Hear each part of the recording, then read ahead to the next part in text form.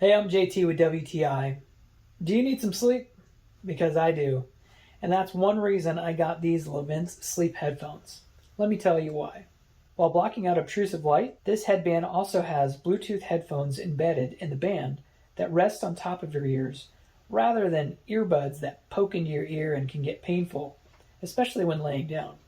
With these sleep headphones, you can lay on your side and it doesn't hurt your ears. I found these headphones to be really useful when I'm trying to get some sleep while listening to rain sounds. And if I pull the band above my eyes, I can watch something at bedtime comfortably without disturbing my wife who's trying to sleep. It also helps if you're trying to get some rest on a plane, train, or automobile, provided that you're the passenger. Battery life is really good.